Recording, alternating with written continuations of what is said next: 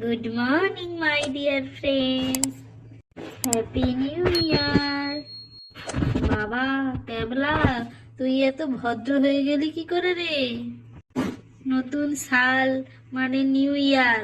এখন থেকে আমি একটু নিজেকে চেঞ্জ করার চেষ্টা করছি, বুঝলি? তা নিউ ইয়ার কেমন কাটালি বল? আর আমাদের আর নিউ ইয়ার, কালকে যা একখানা কাণ্ড হলো। তা কি কাণ্ডটা বাঁধালি তুই? কালকে রাতের অন্ধকারে আমি পিঙ্কিকে একটু জড়িয়ে ধরে হ্যাপি নিউ ইয়ার জানাবো, আই লাভ ইউ বলবো বলে গেলাম, কিন্তু শালা অন্ধকারে তার মাকে জড়িয়েই ধরে বললাম আই লাভ ইউ। হ্যাঁ, তারপরে তারপরে আর কি, জুতোর বাড়ি খেলি নিশ্চয়ই। আরে ধুর বোকা, কাকিমা কালকে কি ভাবলো? কাকিমা তো বেশ গদগদ হয়ে খুশি হয়ে বলল, বাবা কতদিন আমাকে কেউ এই কথাটা বলেনি, থ্যাংক ইউ থ্যাংক ইউ। হ্যাঁ, বলিস কি? শেষে পিঙ্কিকে না পেয়ে পিঙ্কির মা। Morning. Good morning sir. Good morning sir, happy new year. হ্যাঁ হ্যাঁ, happy new year, happy new year.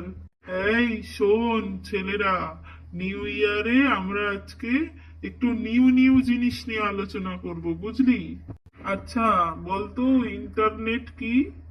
Sir, internet হচ্ছে জালের ভেতরে পড়ে খাবি খাওয়া, ছটপট করা, কিন্তু তুমি জাল থেকে বেরোতে পারবে না। এই তোদের শুরু হলো আবার উল্টো পাল্টা কথাবার্তা।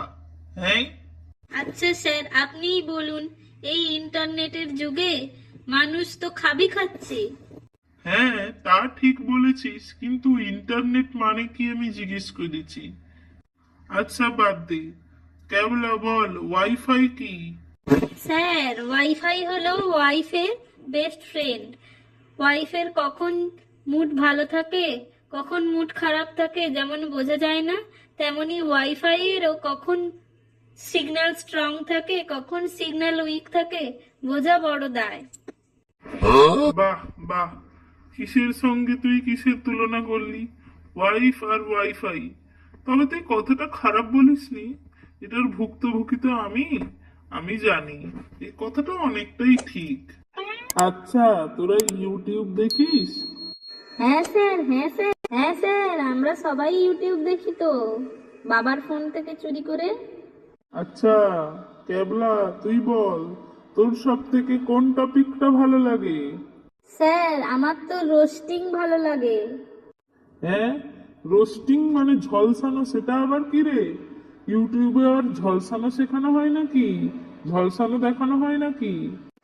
আরে স্যার, এটা সেই রোস্টিং মানে ঝলসানো, মুরগি ঝলসানো নয় স্যার।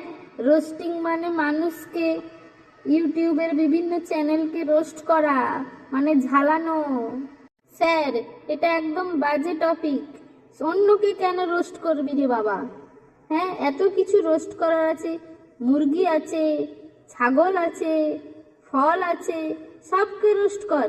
ইউটিউব চ্যানেলে আবার অন্যের চ্যানেলকে রোস্ট করা আবার কি, যত সব ফালতু ব্যাপার। হ্যাঁ হ্যাঁ, অন্যের ক্ষতি করা তো ঠিক নয়। আরে স্যার, আপনারা শুধু উল্টো পাল্টা চিন্তা করছেন, এখানে কেউ কারো ক্ষতি করছে না, কিন্তু একটু মজা নেওয়ার জন্য অন্যকে একটু খিল্লি ওড়ানো, অন্যকে নিয়ে একটু মজা করা, অন্যের পেছনে একটু বাঁশ দেওয়া, এইগুলো। ইস ইস, কি কথা ছিরি! অন্যের পেছনে বাঁশ দেওয়া? আরে বাবা, বাঁশের ছাড়ে থাকবে, পেছনে নিতে যাবে কেন? আচ্ছা পচা, তুই বল ইউটিউবের সব থেকে কোন টপিকটা তোর বেশি ভালো লাগে? স্যার, আমার তো শর্টস দেখতে খুব ভালো লাগে। ও বাবা, শর্টস মানে হাফ প্যান্টও দেখা যায় ওখানে নাকি? ওহো স্যার, এই শর্টস মানে হাফ প্যান্ট নয়, শর্টস মানে ছোট ছোট ভিডিও, মিনি ভিডিও। ওহ বাহ, তা ভালো তো, বেশ মজার তো। হ্যাঁ স্যার, সারাদিন মোবাইল স্ক্রল করতে করতে আমার হাতের আঙুলের নখগুলো ক্ষয়ে গেছে স্যার। আচ্ছা ঘেঁচা, তুই বল তোর কোন টপিকটা ভালো লাগে? স্যার আমার তো ফুড ব্লগিং খুব ভালো লাগে, কি সুন্দর মজার মজার রান্নাগুলো দেখায়। এইগুলো দেখেই তো আমার মা রান্না শিখেছে। আমার মা কি আগে রান্না করতে পারতো? ইউটিউব দেখে দেখেই তো আমার মা রান্না করা শিখেছে। বলিস কি, তোর মা আগে রান্না করে তোকে খাওয়াতো না, ইউটিউব দেখে রান্না শিখেছে? তা ভালো, একটা তো কিছু শিখেছে। স্যার, ইউটিউবে যা রান্না দেখায়, শাকের সঙ্গে মুরগির ভুঁড়ি, ছেছে এইসব আবার খাওয়া হলো নাকি? আর আমার দিদি তো এইসব রান্না দেখে দেখে বাড়িতে ট্রাই করে, আর যত সব ভুলভাল রান্না বানিয়ে আমাকে গিনিপিগ বানায়। আমাকে বলে টেস্ট কর, তুই আগে টেস্ট কর, মানে আমাকে আগে গিনিপিগ বানিয়ে টেস্ট করাবে, তারপরে বাড়ির সবাই খাবে। আমার হয়েছে যত জ্বালা। তাহলে তোর কোন টপিকটা ভালো লাগে? হ্যাঁ, আমার তো ওই ডান্স গুলো ভালো লাগে। ডান্সের শর্টস গুলো হয় না, একটু কোমর দুলিয়ে দিল, একটু মাথা নাড়িয়ে দিল, একটু হাত হেলিয়ে দিল, তাতেই ভাইরাল। ভাইরাল? সেটা আবার কি রে, ভাইরাস নাকি? স্যার, ভাইরাল মানে আপনি পপুলার হয়ে যাবেন। রে বাবা, ভাইরাসও দেখি আজকাল পপুলার হয়। স্যার, আপনি ভাইরাসকে আন্ডার এস্টিমেট করবেন না। একটা ভাইরাস সারা বিশ্বকে কিন্তু স্তব্ধ করে দিতে পারে। হ্যাঁ স্যার, আপনার মনে নেই করোনার সময় লকডাউনে বাড়িতে থেকে থেকে আপনার মাথাটা কিরকম আলুর মতো ফুলে যেত? এদিক থেকে বুদ্ধিগুলো না বেরোতে পারে আরেক দিকে জমা হয়ে যেত, আরেক দিকের বুদ্ধিগুলো না বেরোতে পারে আরেক দিকে জমা হয়ে যেত।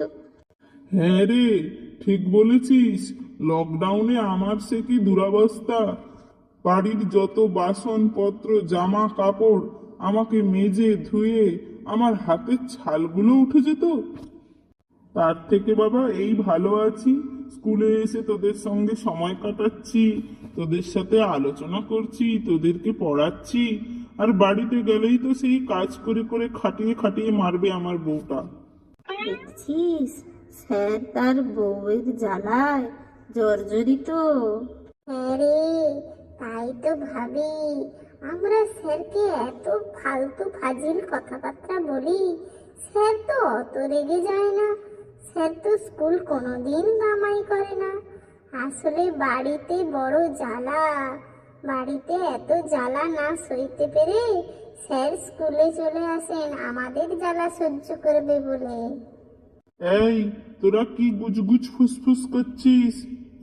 স্যার, ও কিছু না, একটুই ফ্যামিলি টকিং করছি আর কি। আচ্ছা পটলা, তোর কোন টপিকটা ভালো লাগে তুই তো বললি না? স্যার, আমার তো ওই মেকআপ আর্টিস্টরা যে মডেল সাজায় ওগুলো খুব ভালো লাগে। কত মোটা ময়দা আটা সব নষ্ট করে, আবার কত কিছু কালার লাগায়, লাল নীল হলুদ সবুজ, চোখের পাতাকে পুরো একেবারে কালো ভূতনি বানিয়ে দেয়। আবার ভালো মানুষকে আবার রাক্ষসী বানিয়ে দেবে, আবার রাক্ষসীকে আবার পুতুল বানিয়ে দেয়। সে এক মজার ব্যাপার। বলিস কি, রাক্ষসীকে ভালো মানুষ বানিয়ে দেয়? ভাবছি আমার ওয়াইফকে একদিন এই পার্লারে নিয়ে যাব। কোথায় একটু ঠিকানা দিস তো। কেন স্যার, আপনার ওয়াইফ কি রাক্ষসী? রাক্ষসীর থেকে কম কিছু নয়, সবসময় আমার মাথাটা চিবিয়ে চিবিয়ে খাচ্ছে তো। স্যার, আপনি জানেন এইসব মেকআপ আর্টিস্টদের কামাল? তারা ছেলেকে মেয়ে বানায়, মেয়েকে ছেলে বানায়, বুড়োকে ছুড়ো বানায়, ছুড়োকে বুড়ো বানায়। আর বলছি কি স্যার, কি দিন পড়লো! বাহ বাহ, এ তো ম্যাজিক রে। আমিও ভাবছি মেকআপ করে একটু আমি আমার টাকে চুল গজিয়ে নেব। স্যার, এটা তো মেকআপ আর্টিস্টরা করতে পারবে না। এটা তো আপনার ওই সব ডাক্তারদের অ্যাডভাইস দেয় না, ডাক্তাররা যে ইউটিউবের ফ্রিতে অ্যাডভাইস দেয়, এগুলোতে আপনার কাজ হবে। বাহ, তোদের থেকে আমি কত কিছুই না শিখতে পারছি। হ্যাঁ, তাই ভাবি। আচ্ছা টবি, তোর কোন টপিকটা ভালো লাগে? স্যার, আমার তো মজার মজার কার্টুনের ভিডিওগুলো খুব ভালো লাগে, আর হাসির ভিডিওগুলো আছে না, ওগুলো তো আমার সেই লাগে। আচ্ছা, তোরা এই ইউটিউব ভিডিওগুলো কখন দেখিস? তোদের মা বাবা কিছু বলে না? এত সময় কোথায় পাস?